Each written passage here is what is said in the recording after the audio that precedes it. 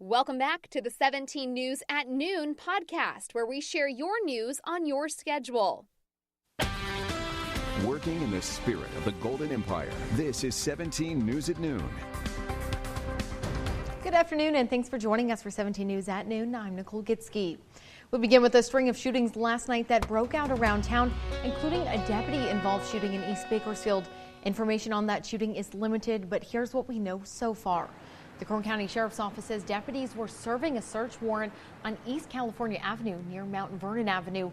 Just before 9:30 p.m., there was an officer-involved shooting.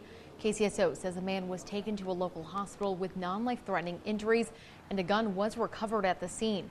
That man's condition is described as stable at last check. This investigation is still ongoing, and we will continue to update you with more information as it comes in. And earlier in the night, Bakersfield police were on the scene of a homicide at a local motel. It happened at the Motel 6 on Easton Drive, just west of Highway 99, sometime after 9 o'clock. Police say a man was found suffering from multiple stab wounds. The victim was taken to the hospital where he was pronounced dead. The victim's identity has not yet been released at this time. And we now know the names of 3 people killed in a crash near Arvin that stemmed from a police pursuit. Now, according to CHP, 4 people died in that crash, which happened on December 8th. CHP says police from Arvin were chasing a stolen car from the Los Angeles area. Officers say they lost track of that car and called off the pursuit. Just minutes later, CHP found the car, which had crashed at the Herring Road off-ramp off of Highway 99. CHP says the stolen vehicle crashed into a water drain and caught fire. 19-year-old Daniel Marquez, 21-year-old Nicole Michelle Price, and 20-year-old Dalen Mannery were all pronounced dead at the scene. One more person has yet to be identified. And a man is dead after a late-night crash in Wasco. The other driver behind bars for driving under the influence. According to the Kern County Sheriff's Office, they responded to a head-on crash around 8 p.m. in the area of State Route 46, North Leonard Avenue. KCSO says 61-year-old Margaret Fladhammer was driving under the influence. Fladhammer is facing several charges. The driver of the other vehicle, 43-year-old Donald Frank Steinhaus, died at the scene. KCSO is asking if you have any information, call them at 861-3110. Now to the latest on the coronavirus pandemic. The COVID numbers here in Kern County are continuing to spike. Kern Public Health reported 987 new cases today, but the good news, no new deaths. Over 21,000 residents are isolating at home, while 299 remain in the hospital with more severe symptoms. On average, 868 people are testing positive every day, and since Thanksgiving, over 11,000 people have received a positive test. To date, nearly 55,000 people have tested positive since the pandemic began. Our death toll stands at 470 people who have lost their life. And in another grim update, the state has activated the mass fatality program for the first time, as over 140 Californians died from coronavirus on Tuesday. Governor Gavin Newsom is ordering 5,000 additional body bags. At the Fresno County Coroner's Office, empty body bags are lined up and a refrigeration truck sits empty for now. The Fresno County Sheriff's Office has been preparing for the worst with refrigerated trucks on standby that could fit up to 50 bodies. As the governor activates the mass fatality program, they will coordinate with county sheriff's offices. And here at home, health officials are still playing the waiting game. The first batch of vaccines were expected to arrive yesterday, but health officials say those vaccines are now expected to hit local hospitals tomorrow. County Public Health is expecting 6,000 doses of the vaccine to be distributed among hospitals by the health department. Dignity Health expects to receive roughly 2,000 vaccines.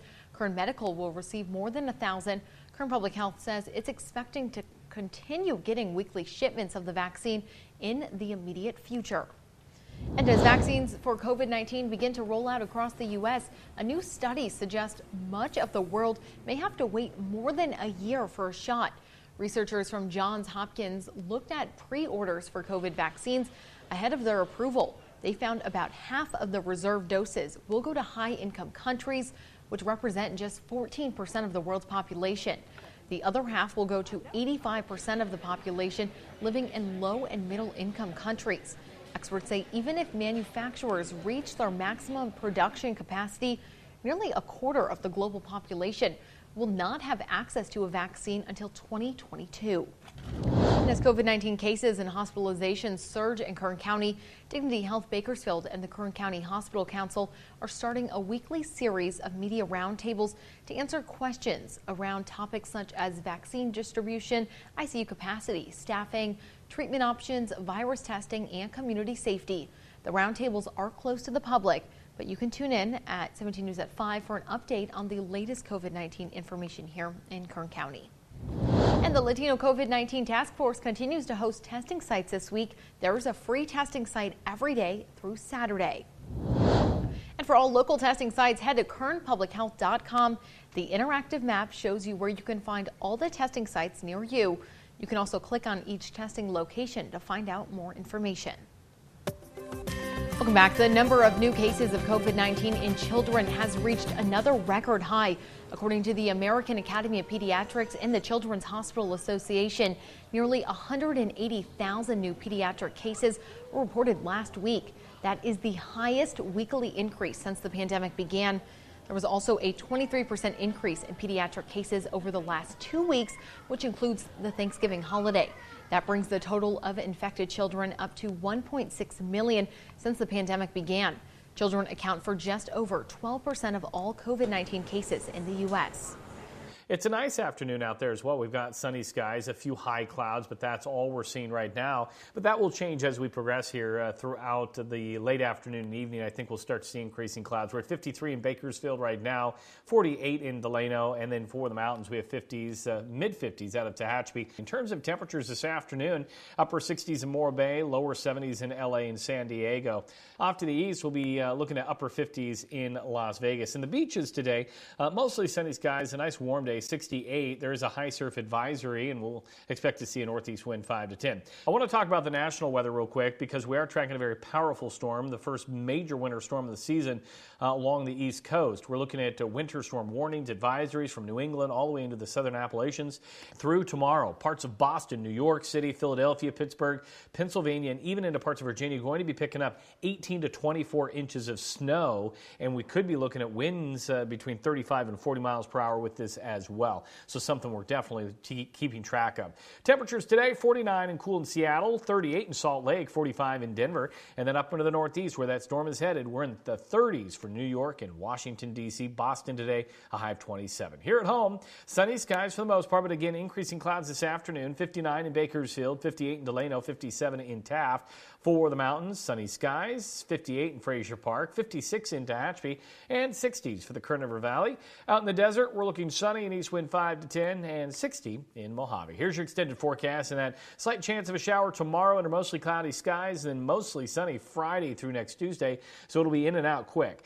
Into the mountains, windy tomorrow with a chance of those showers, 48 degrees, and then clear things out by Friday, and the weekend looking good with the mid to upper 50s. And then for the Kern River Valley tomorrow, we look for a chance of showers, also a little breezy, and then we'll clear things out heading into your weekend. So the best shot of getting any rain will be tomorrow. We'll send it back over to you. Welcome back. Local law enforcement has teamed up to help families struggling amid the pandemic. Bakersfield Police and the Kern County Sheriff's Office have teamed up once again with High Desert Distributing for their 36th annual event, delivering food baskets throughout Kern County. This morning, police enforcement loaded up their cars to deliver 500 baskets. The baskets include turkey, potatoes, stuffing, veggies, canned goods, bread, and more. Families chosen to receive the baskets are based on referrals made by each department.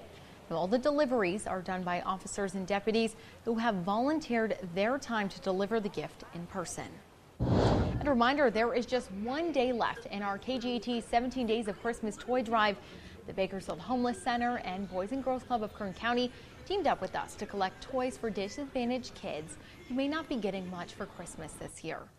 Now you can drop off your unwrapped toy here at our studios at 22nd and L Streets, or the Boys and Girls Club on Niles Street, or at the Bakersfield Homeless Center on East Truxtun Avenue.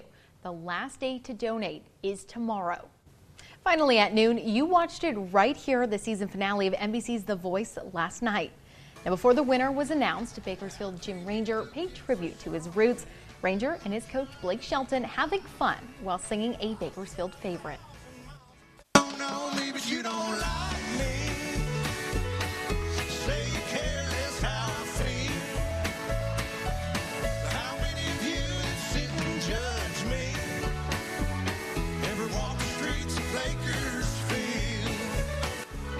Now, Ranger is one of the 5 artists to make it all the way to the season 19 finale. Well, Jim and Carter, one of you is the voice. My goodness, it's also Team Blake versus Team Gwen as I look at this. Now, it came down to Team Blake versus Team Gwen. Now, the 15-year-old singer took it all, so that means Jim took second.